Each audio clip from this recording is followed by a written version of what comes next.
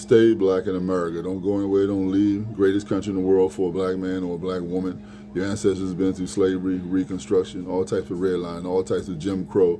Still we rise. Still we apple of the world's eye. Black people alone in America are the 15th largest economy in the world. Of course, America is the #1 economy in the world. Today is going to be self-confidence.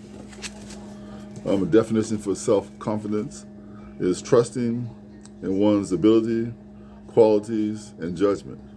A self-confident young actor. Another definition for self-control is having a sense of control in your life. You know your strengths, your weaknesses. You have a positive view of yourself. Okay, here's something else. The social posture of the male created their unmistakable self-confidence. What you like about yourself creates self-confidence. What you hate about yourself creates humility. And how about this one?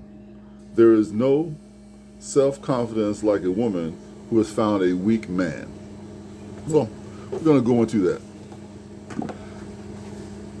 The statement is no more self-confident than a woman has found a weak man. It's a two-edged sword.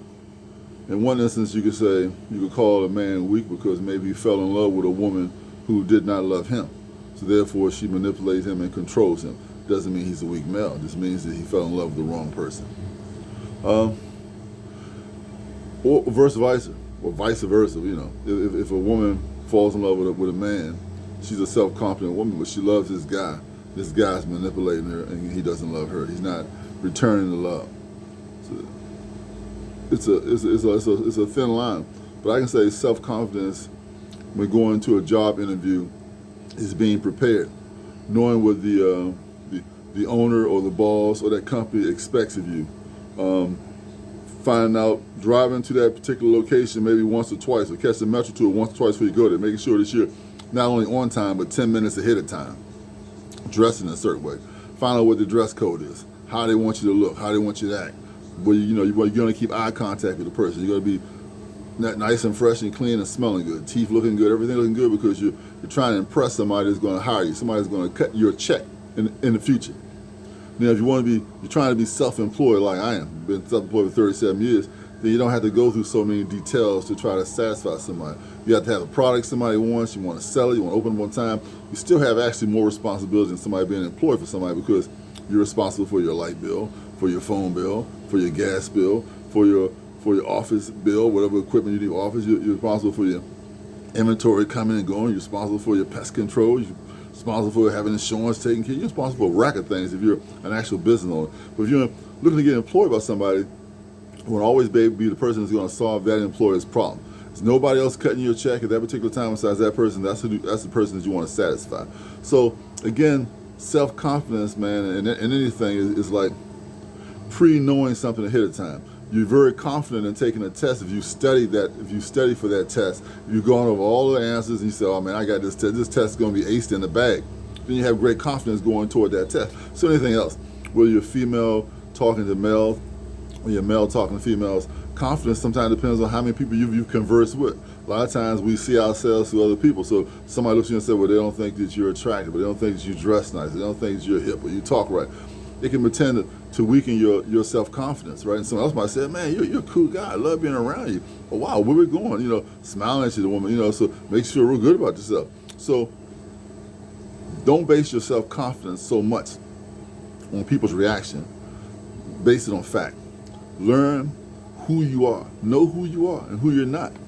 Be able to read yourself, So when in any situation you're in, you're self-confident. In any situation you're not warding down yourself. In any situation you're not bowing down to anybody that thinks somebody's better than you. We all are created in the image of God. We all are equal. We all have abilities that's going to separate us apart. Some are going to work on those abilities more than others. Some are going to lax on them. That's why potential is overrated. It's all about putting that discipline, self-control, and work. So again, I think self-confidence depends on the more you know. The more you know, the more confident you become. Whether you're in the dating game, whether you're in a business game, whether you're selling cars, whether you're working someplace, the more confidence, your confidence is gained through repetition. The more repetition, the better your confidence becomes. And through that repetition, so now you can find out where your weaknesses are, where your advantages are, what your, what you need to work on, what you don't need to work on, what you need to give more time to, what you don't need to give more time to. So I think self-confidence is so important. I would like to see everybody have self-confidence. I want nobody to think low of themselves or think they're not worthy of something or think that they don't deserve something. Everybody deserves everything in this world because Christ died for all of us. He died for the sins of the whole world because he wanted everybody. God wanted everybody to go to heaven. Not just one, he wanted everybody. That's why when Christ died, he died for everybody. He didn't die for one person. He died for everybody who was living then, everybody who was going to be born in the future. He died for the entire world. So, like self-confidence, I want everybody to have self-confidence like I want everybody to go to heaven. So, never look down on yourself. If you see improvements, you want to make yourself, make those improvements. You want to work out and get in better shape. You want to eat better and get healthy. You want to stop smoking cigarettes or stop doing things you think is showing health. Do that. Make yourself happy first.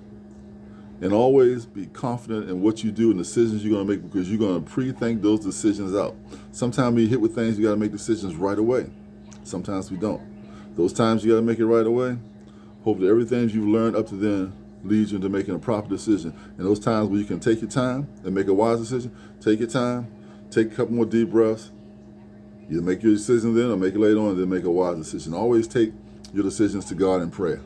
Because you taking your decision to God in prayer, your Lord and Savior Jesus Christ, your decisions are more than likely are going to be the wise ones. Someone else's decisions might fall by the wayside. So stay self-confident, males and females. Keep doing the right thing out there. Until next time, bye.